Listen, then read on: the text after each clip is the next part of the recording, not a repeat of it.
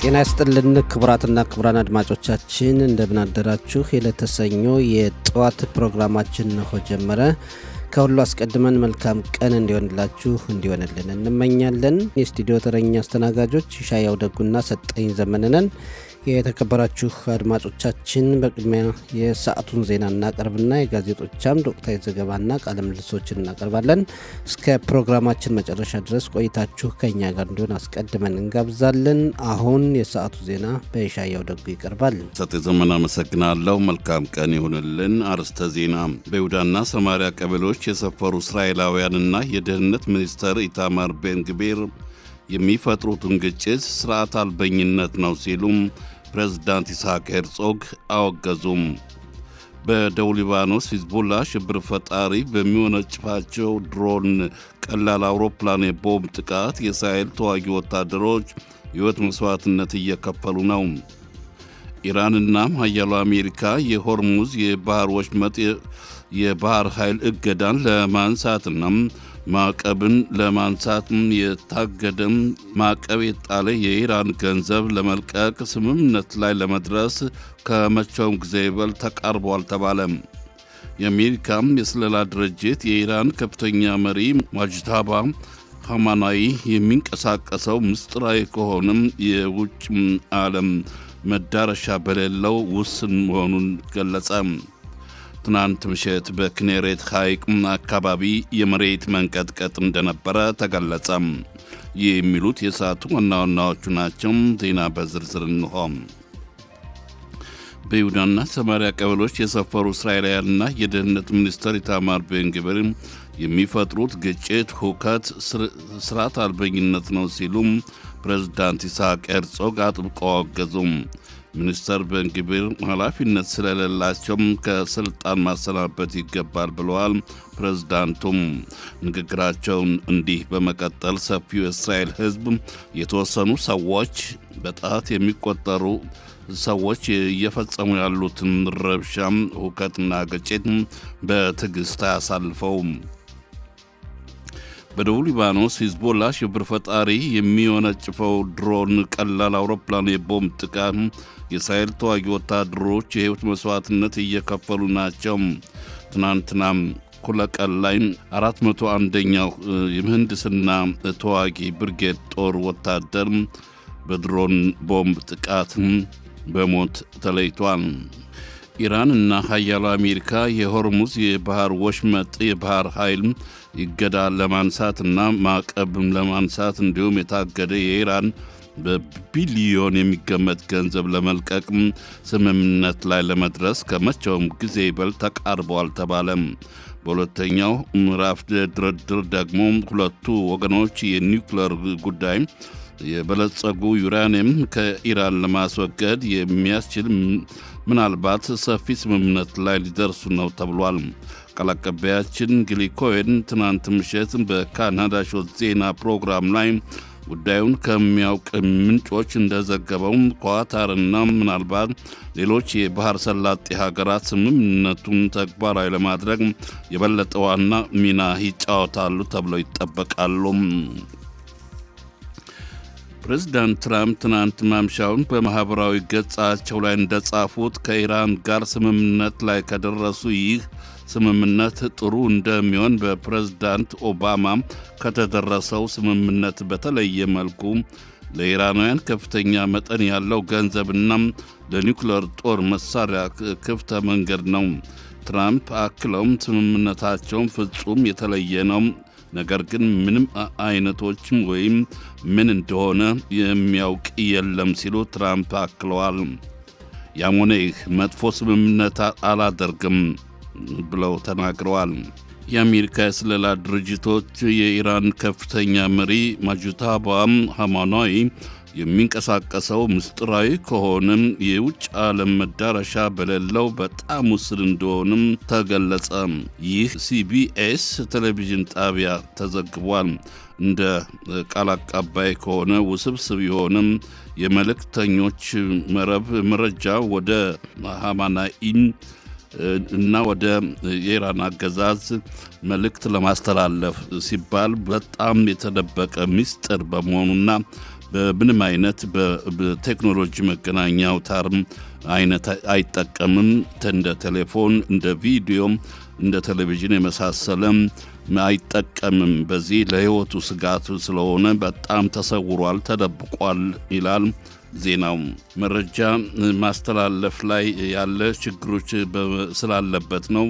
አሜሪካና ኢራን አገዛዝ በሚያደርጉት ድርድራቸው ጊዜ እንዲጓተት ምክንያት እንደሆነ ተገልጿል። ከኢራን ጋር እየተቋጨ ያለው ስምምነት በሰሜኑ እስራኤል ከሂዝቡላ ጋር የተካሄደ ባለው ጦርነትን ባስመለከተ ለእስራኤል አስጊ መሆኑን አንድ የእስራኤል ከፍተኛ ባለሥልጣን ተናገረም።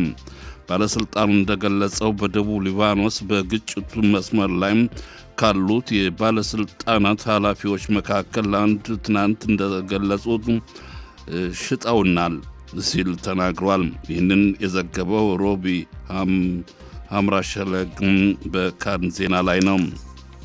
የክነሴት የገንዘብ ኮሚቴ ነገ በይሁዳና በሰማሪያ ቀበሌዎች ለሚኖሩ እስራኤላውያን የቀረጥ ጥቅማጥቅሞች ለመስጠት ውሳኔ ይሰጣል ተብሎ ቢጠበቅም በሰሜኑ ክፍለ ሀገር በጦርነት አቅራቢያ ለሚኖሩ እስራኤላውያን በተያዘ ጉዳዮች ላይ እንደማይወያይ የሰሜኑ ባለሥልጣን ኃላፊዎች መበሳጨታቸውን ተዘግቧል። የኮሚቴው ሊቀመንበር የሆኑት የሊኩድ ፓርቲ አባልና የገንዘብ ኮሚቴ ሊቀመንበር ሃኖህ ሚልቦስኪ በሰሜኑ ከሚገኙ ደጋፊዎች ጋር ትናንት ቢገናኙም ከግጭቱ መስመር ፎርም ኃላፊዎች ጋር ግን አልተገናኙም። ትናንት ምሽት በኪኔሬት ሐይቅ አካባቢ የመሬት መንቀጥቀጥ እንደነበረ ተገለጸ።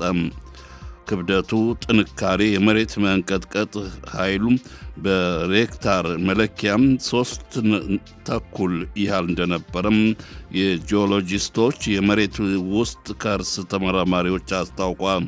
በሰውና በንብረት ላይ ምንም ጉዳት አልደረሰም።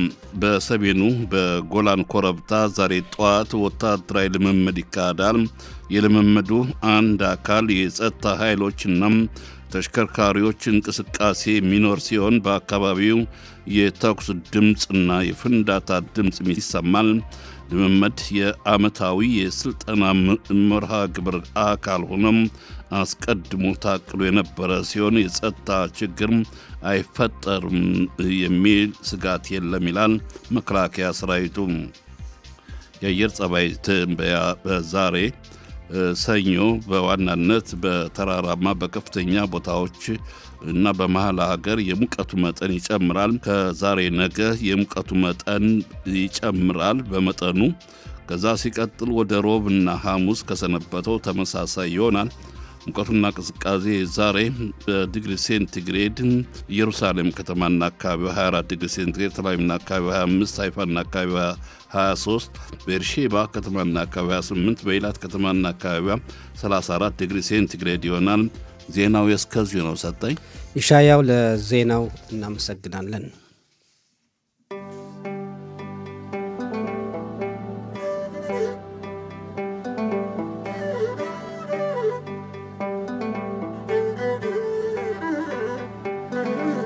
የተከበራችሁ አድማጮቻችን ከዚህ ቀጥለን የዛሬ ጋዜጦች ለአንባቢያን ካቀረቧቸው በርካታ ዘገባዎች መካከል ዋና ዋና ናቸው ያልናቸውን ባጭሩ እንመለከታለን። የኢትዮ ታህሮኖት ጋዜጣ በፊት ገጹ የዘገበው የጠቅላይ ሚኒስትር ቢንያሚን ኔታንያሁን የፕሬዝዳንት ትራምፕና የሙጅዳባ ኻሜኒን ፎቶግራፎች በፊት ገጹ በመለጠፍ በአሜሪካና ኢራን መካከል እየተካሄደ ባለው ድርድር ወሳኝ ከሆኑ ሰዓታት ላይ ደርሰናል ብሏል። አሜሪካ ባቀረበችው ሀሳብ መሰረት የሆርሙዝ የባህር ወሽመጥ ለመርከቦች ከተከፈተ በኋላ ኢራን በተጣልባት ማዕቀብ ላይ ማቃለያ ይደረግላታል፣ ከዚያም ጦርነቱ ያበቃል ይላል የስምምነቱ ሰነድ ብሏል ጋዜጣው። የኢትዮ ታህሮኖት ጋዜጣ የስምምነቱ ሰነዶች ይፋ ቢሆኑም ያልተመለሱ ብዙ ጥያቄዎች ግን አሉ ብሏል። በጦርነቱ ዋና ዋና ዓላማዎች ናቸው ተብለው ሲጠቀሱ የነበሩት የአያቶላዎችን አስተዳደር መገርሰሱ፣ በኢራን የባለስቲክ የሚሳይል ምርት ላይ ገደብ መጣሉና የመሳሰሉት በድርድሩ ውጤታማ አይሆኑም ይላል ጋዜጣው። የኢትዮ ታህሮኖት ጋዜጣ የእስራኤል ስጋትና ጭንቀት ኢራን በኒውክሌር እቅዷ ዙሪያ የምትወያየው በስምምነቱ 3ኛ ዙር መሆኑ እስራኤልን አሳስቧል ብሏል። ከሁሉም መጀመሪያ በቅድሚያ መታየት የነበረበት የኒውክሌር እቅዷ መሆን ነበረበት የሚል ሀሳብ በእስራኤል አለ በማለት የእስራኤልን ሀሳብ ጋዜጣው ዘግቧል። የዲዮታ አህሮኖት ጋዜጣ እየረቀቀ ያለውን የስምምነት ሰነድ አስመልክቶ እንደገለጸው በመጀመሪያ ዙር ጦርነቱ ማብቃቱ ይታወጃል። በኢራን ብቻ ሳይሆን በሊባኖስም ጦርነቱ ማብቃቱ ይታወጃል። በሁለተኛ ደረጃ የሆርሙዝ የባህር ወሽመጥ ይከፈታል። አሜሪካም በኢራን ላይ የጣለቻቸውን የባህር ገደቦች ታነሳለች። ሶስተኛ ደረጃ ከ30 እስከ 60 ቀናት ባሉት ጊዜያት ከአጠቃላይ ስምምነት ለመድረስ ድርድሩ ይካሄዳል ተብሏል።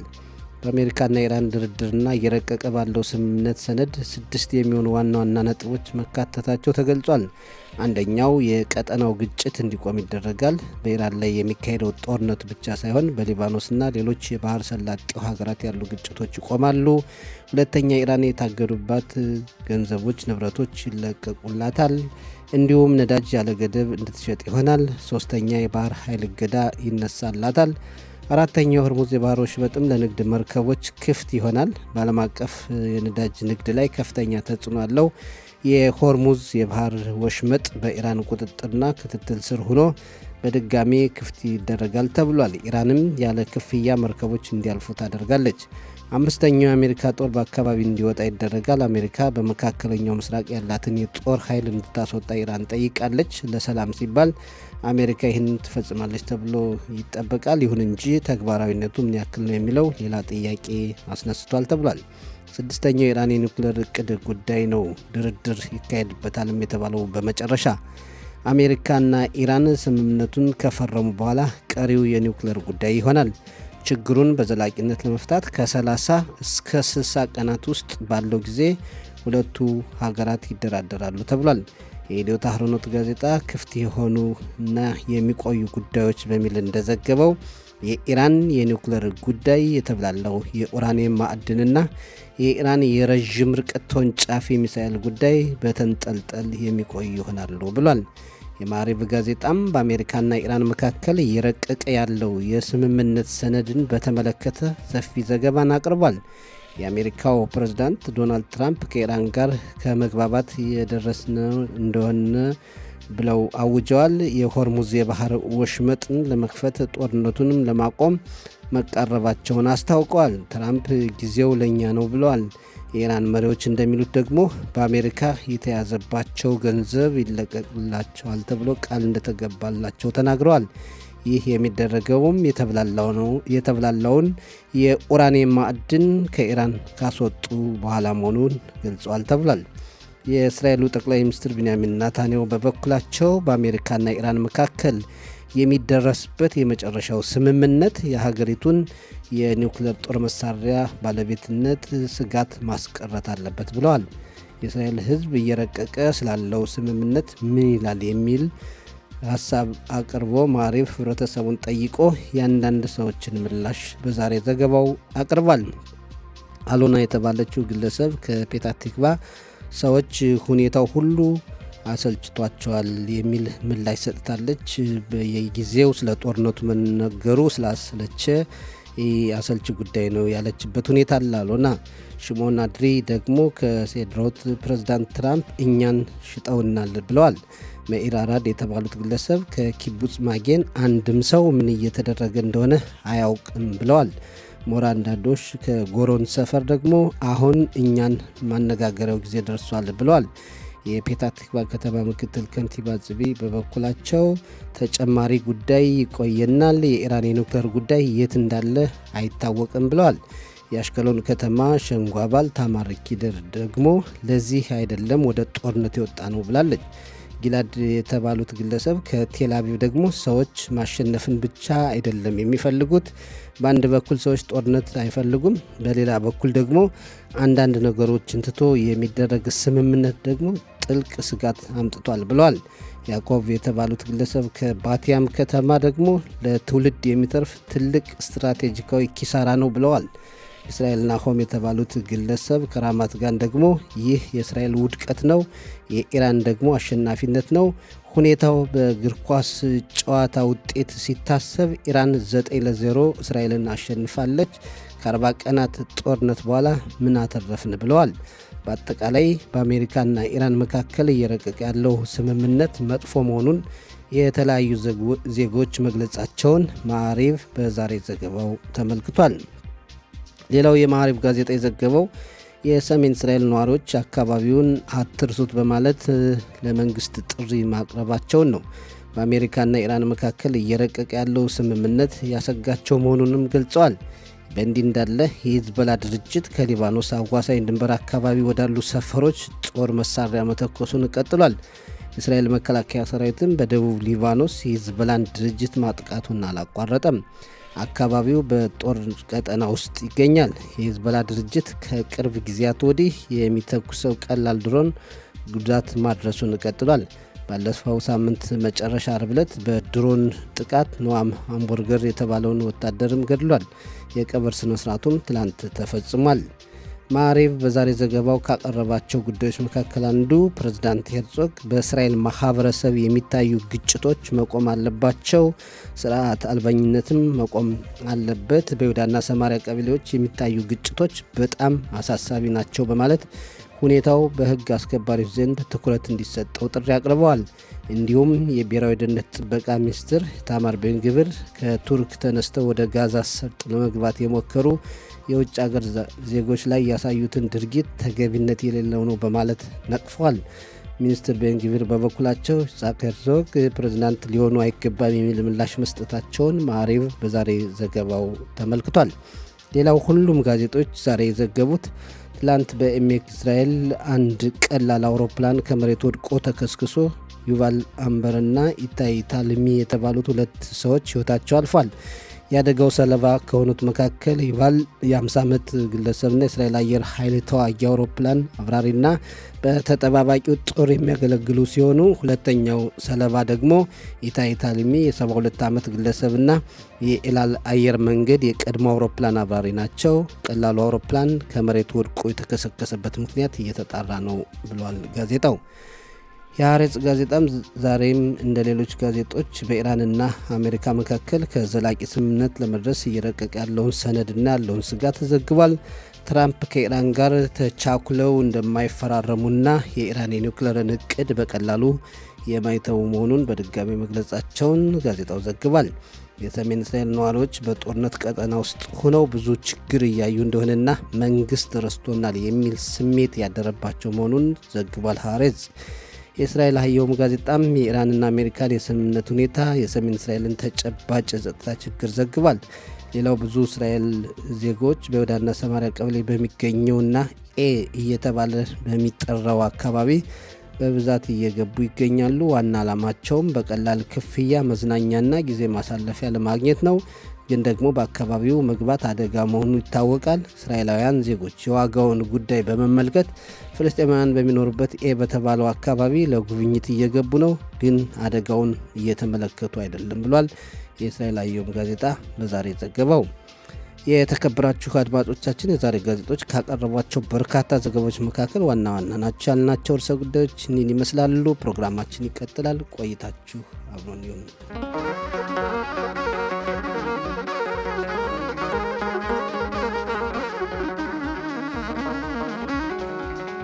ሻያው በድጋሚ እንዴት አደርክ? እንዴት ነው ሰኞ ጠዋት ምን ይመስላል? ደህና ነው። ግን በሰሜኑ ክፍል በሂዝቦላ ሽብር ፈጣሪ ድርጅት ያው የጸጥታን ነፍጓል። በሰሜኑ በሊባኖስ በቅርብ ርቀት የሚገኙ እስራኤላውያን ማህበረሰብ ሌት ተቀን የማስጠንቀቂያም አዛቃ የተሰኘው በጣም ይጮሃል፣ በየጊዜው ያስጠነቅቃል።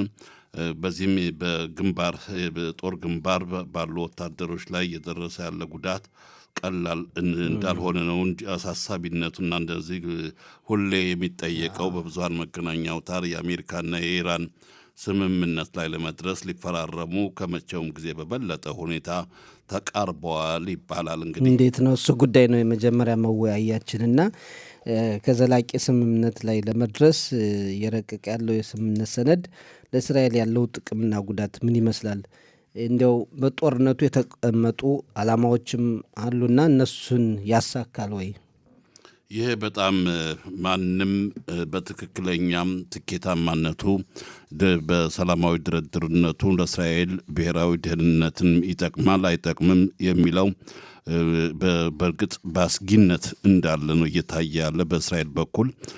ግን የአሜሪካ ፕሬዝዳንት ዶናልድ ትራምፕ እሳቸው አሁን በአሸማጋይ ሀገሮችም የአረብ ሀገራት መንግስታት በኩል እየተቃረቡ ያሉት ረቂቅ የስምምነታቸው አሁን የቀረው ፊርማቸውን ተስማምተው ፊርማቸውን ማስቀመጥ መፈረም ነው በዋናነት በመጀመሪያ በተቀዳሚነት በማድረግ እስካሁን አከራካሪ የሆነው የሆርሙዝ የባህር ወሽመጥ የነዳጅ ዘይት የጫኑ መርከቦችም በነፃ እንዲተላለፉ እስካሁን የኢራን መከላከያ ሰራዊት ነበረ እገዳ ጥሎ የነበረና በኢራን በኩል ይህንን አነሳለሁ እገዳውን ክፍት እንዲሆን መተላለፊያው ባህር የሚል ሀሳብ እንደምትስማማ ይነገራልና ከዚህ ጎን ለጎን ደግሞ በጣም ሰማይ ጠቀስ የሆነ በብዙ ቢሊዮን የሚገመት የታገደ በዓለም አቀፍ ህብረተሰብ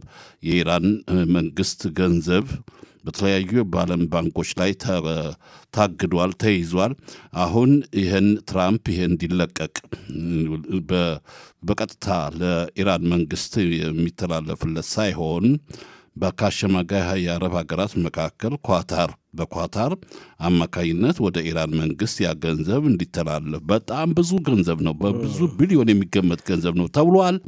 አሁን ለእስራኤል በጣም በጦርነቱ ዋናነት የተነሳችበት እስራኤል ይህን የኒኩለር ቦምብ ጦር መሳሪያ እሱን መጥፋት አለበት መደምሰስ አለብን ከሚለው ነበረ። ግን አሁን ድርድሩ በመጀመሪያ ማስቀደም ተወት አድርገው የመጀመሪያ ድርድር የሆነው ይሄ የሆርሙዝ ባህር መሆኑ ነው አስጊነቱ። አሁን እስራኤል ወይም አሜሪካ ወደ ጦርነት ሲገቡ ስለ ሆርሙዝ የተነሳ ነገር የለም። ዋናው የኒውክሌር ቅዷ የባሊስቲክ ሚሳኤሏ እና ኢራን ደግሞ ጸረ እስራኤል ጸረ አሜሪካ ላላቸው አቋም ላላቸው ድርጅቶች ጦር መሳሪያ እገዛ ገንዘብ እየሰጠች ነው የሚለው ነው እና የሆርሙዝ የባህር ወሽመጥ ጉዳይ እንደውም ጭራሽ ሲነሳ ያልነበረው አሁን እንዳንድ አጀንዳ መሆኑ ትክክል መስሎ አይታይም። ባለው ሁኔታ እንግዲህ የኢራን መንግስትም አልተለወጥም፣ የባሊስቲክ ሚሳይል ጉዳይም ተረስቷል ባለበት ሁኔታ ነው። እንዲያውም የአሜሪካ የስለላ ድርጅቶች እንደሚናገሩት ከሆነ ኢራን የኒውክሌር ተቋሞቿ እንደገና በመጠገን ዝግጁ አድርጋለች ለውጊያ ብለዋል። ኢራን ሽብርተኛ ድርጅቶችን መርዳቷንም አላቆመችምና ወደ ጦርነት ተወጣ። በ2 ዓመት ውስጥ በ2025 ዓ ም ሰኔ ወር ላይ ለ12 ቀናት በ2026 ለ40 ቀናት 52 ቀናት ያክል የተደረገው ውጊያ ምን ውጤት አስመጣ የሚሉ ብዙ ዜጎች አሉ ይላሉ። እጅግ በጣም ጥልቀት ባለው የዚህ ከባድ ጦር መሳሪያ ኒውክሌር ቦምብ ማብላያ የዩራኒየም የተሰኘ ንጥረ ነገር አለ። ፈሳሽ የኒውክሌር መገንቢያ የሚያስችል ነው። እሱን ማጣራቱ እሱን በማዘጋጀት ረገድ በቀላል አይደለም። ከደህንነት ኢራን የውጭ አካል እስካሁን በእርግጥ ከባድ የአየር ጥቃት ደርሶበታል። ግን ምድር ውስጥ በጣም ጠለቅ ባለ ሁኔታ እዛ ላይ ነው አልተነካም፣ እንዳልተጎዳ ነው የሚነገረው። ከጦርነቱ በፊት ነው እንዲያውም ያስወጡት የሚባል ይሄ የተብላለ የኡራኒየም ማዕድን በተለይ ለኒውክሌር መስሪያ ግባት የሚውል ነው እና ብዙ ጊዜ የሚወስድ ነው እንዳልከው አንተ። አሁን ብዙ እንዳራቂ ማውጣት በለው ብዙ ጊዜ የሚፈጅ ነው። እንደው ሂደቱን ለማለት ነው በቀላሉ ለመግለጽ ግን ብዙ ዓመታትን የሚፈጅ ነው እና ይሄ በመሬት ውስጥ ተቀብሮ አለ። ማን ነው የሚያወጣው ነው? አሁን እውነት ስንት እንዳለ እንደሚነገረው 450 ኪሎ ግራም ይባላል እንጂ እውነት ያ ብቻ ነው ወይ? የኒውክሌር ተቋሞቿንስ ኢራን ታፈራርሳለች ወይ? የባለስቲክ ሚሳይሏ ዞሮ ዞሮ እዚህ ጉዳት ሲያደርስ አይተናልና ይሄ ሁሉ ብዙ ጥያቄ የሚያስነሳ ነውና የጦርነቱን ዓላማ ካላሳካል ለምን ጦርነት ወጣን የሚለው ብዙ ጥያቄ ነው። ይሻየው ይሄ ጦርነት የአሜሪካ ሰራዊት በመካከለኛው ምስራቅ በባህረ ሰላጤ ለኢራን በቅርብ ርቀት በሚገኝ ሐይቅ ባህሮች ላይ ይገኛሉ። የአሜሪካ እስካሁን ፕሬዚዳንት ዶናልድ ትራምፕ ሲናገሩ የነበረው እስካሁን ያልተጠቀመበት የመከላከያ ሰራዊቱ መጠነ ሰፊ የሆነ ጥልቀት መሬት ውስጥ የተቀበረን ነገር መደምሰስ የሚችል ከባድ ትልቅ ቦምብ ጣይ አውሮፕላን አለኝ ሲል ተናግረው ነበረ። እስካሁን አልተጠቀመበትም።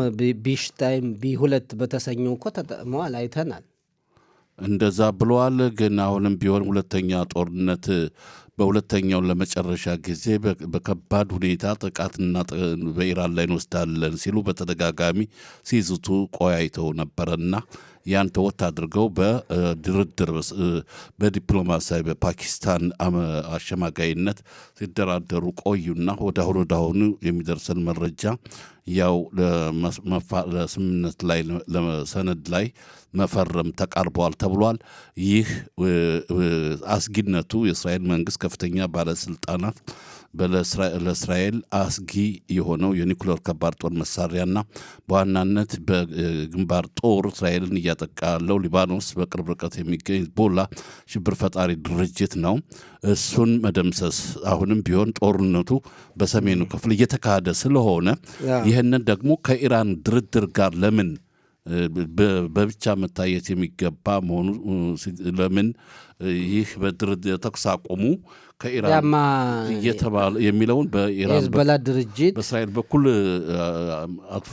አትፈልገውም። የሂዝቦላ ድርጅት ለኢራን ብሎ ነው የሚዋጋ የኢራንን ዓላማ ለማሳካት ነው እና ኢራን ደግሞ ትፈልጋለች። ወደ ጦርነቱም የገባ ለኢራን ብሎ ነው፣ ለሊባኖስ ብሎ ስላልሆነ ኢራን በዚህ ደጋፊ ለማግኘት ጥረት ስለምታደርግ ነው በአካባቢው ያሉ ግጭቶችም እንዲቆሙ የምትፈልገው። ምክንያቱም በዲፕሎማሲው ብልጣት ለማግኘት ነው ይህንን የምታደርገው። ሌላው የሂዝቦላ ድርጅት እንግዲህ የተኮሰ ነው።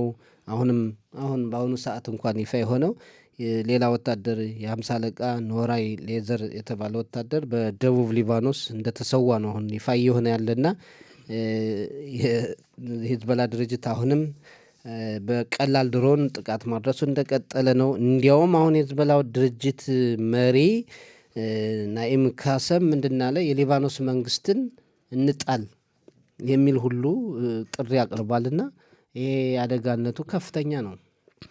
በዚህ መልኩ ጭራሹን የተኩስ አቁም ስምምነት ጸደቀ፣ ተቀባይነት አጣ። በተለያዩ በአሜሪካም በኢራንም በዚህ በመካከለኛው ምስራቅ በሚገኙ የአረብ ሀገራት መካከል በዚህ ላይ ስምምነቱ ከተቋጨ ካበቃ ምንም ውጤታማነት አይደለም።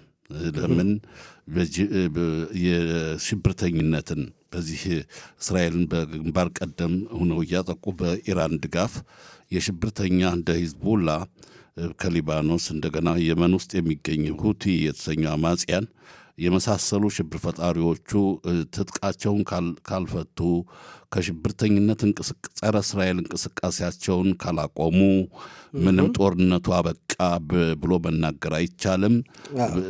ዝሮ ለእስራኤል ጎጂ እንደሚሆን ነው እንግዲህ በአብዛኛው የእስራኤል ከፍተኛ ባለስልጣናት እየተናገሩ ያሉት። አሁን መቼ ነው አሁን ደግሞ ስምምነት የሚፈራረሙት? መቼ ይሆን? ዛሬ ሂደት አለው። አሁን ሰሞኑን ይባላል፣ ትላንትም አይደለም፣ አይቸኩሉም ትራምፕ ይባላል። እንግዲህ በዚህ ሁኔታ አሁን የኒውክሌር ፕሮግራሟን አንድ ልባት ካላመጣ በተለይ ለእስራኤል በጣም የኒውክሌር እቅዱ ዙሪያ ትልቅ ልባት ካላመጣ እና በዚህ እንዲያው አሁን እንደሚነገረው ኢራን በቢሊዮን የሚቆጠር ገንዘብ የምታገኝ ከሆነ የበለጠ ትጠናከራለች። ወደፊትም የልብ ልብ ነው የሚሰማትና በጣም አስጊ መሆኑን ብዙ አካላት እየገለጹ ነው። ካለን ጊዜ አንጻር እንግዲህ የሚሆነውን ፊርማውን ሰሞኑን እናያለን። መቼ ነው የሚፈራረሙ ወይስ ደግሞ እንደው ጊዜ መውሰጃ ነው የሚለውን እናያለን። ሌላው በእስራኤል ማህበረሰብ የሚታዩ ግጭቶች አሉ በይሁዳና ሰማሪያ። እንዲሁም ደግሞ ፕሬዚዳንት ሄርዞግ ጥሪ አቅርበዋል። ይህ መቆም አለበት፣ ስርዓት አልበኝነት። በብሔራዊ ደህንነት ጥበቃ ሚኒስትሩ ላይም ትችት አቅርበዋል እና እንዴት አየው? አዎ ይህን ሁኔታ በተመለከተ በእስራኤል ማህበረሰብ የሚታዩ የስነ ምግባር የጸባይ ብልሹነትን በተመለከተ በይሁዳና ሰማሪያ ቀበሌዎችም ፕሬዝዳንቱ የሚላቸው ሰፋሪዎቹ ነው የሚላቸው የቃላት አቀባበል በይሁዳና ሰማሪያ ቀበሌዎች የሰፈሩ ነው የሚለው በሌላ ህዝብ መሬት ላይ የሰፈሩ ማለታቸው ነው። እንግዲህ የሰፈራ ምትናሃሌም እያሉ ይጠሯቸዋል። አዎ ይሄ እያሉ ከፖለቲካ ጋር ያለ ስለሆነ ከዚህ ጋር በተያያዘ በዚህ በይሁዳና ሰማሪያ ቀበሌዎች የሚኖሩ እስራኤላውያን በፍልስጤሞች ላይ እየወሰዱ ያሉት የማጥቃት እርምጃ በእስራኤል ህዝብ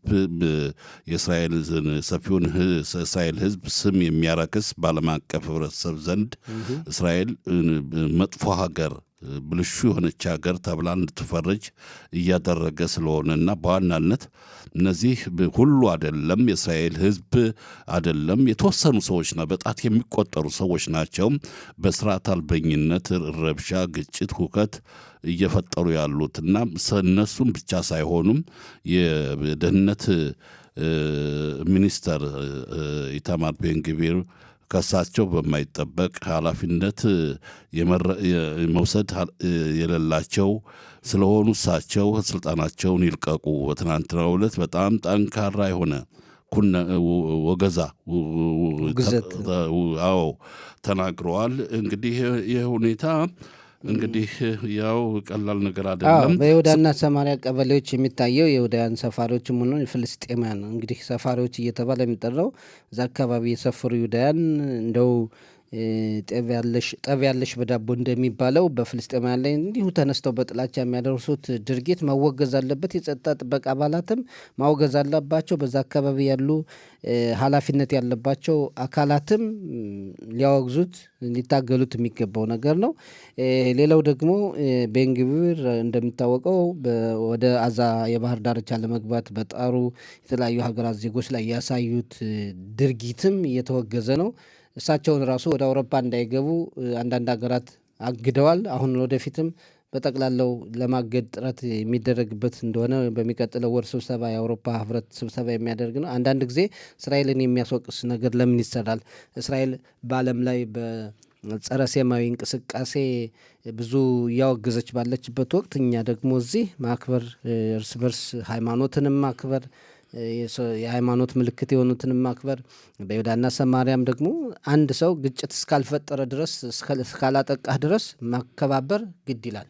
ይህም አንድ ሀገር ከሌላው በዓለም ህብረተሰብ በዓለም ሀገራት አንድ ሀገር ብቻውን አይደለም ያለው በዓለም ላይ ዙሪያ የሚገኙ ሀገራት ጋር ትብብር ያደርጋል። የዲፕሎማሲ ግንኙነት በኢኮኖሚ ልውውጥ፣ ንግድ ያለበት ሁኔታ ነው። የፖለቲካ በሀገር ውስጥ ያለው የፖለቲካን የሚመለከት ረገድ ደግሞ ወጣ በዓለም አቀፍ ህብረተሰብ በተባበሩት መንግስታት ድርጅት አማካኝነት የሚታይ አጀንዳ ስለሆነ አሁን ችግሩ የተፈጠረው በሁከት ረብሻ በይሁዳና ሰማሪያ ቀበሌዎች ይሁዳውያን ይረብሻሉ፣ ሁከት ይፈጥራሉ ይባል እንጂ ሌላው ደግሞ ችግር የሆነው ምንድን ነው? በይሁዳና ሰማሪያ ቀበሌዎች እስራኤላውያን በአርሶ አደሮች ወይም በፋብሪካ የሚያመርቷቸው ምርቶችን በአውሮፓ ገበያ ላይ እንዳይሸጡ ማዕቀብ እንጥላለን። የአውሮፓ ህብረት በርካታ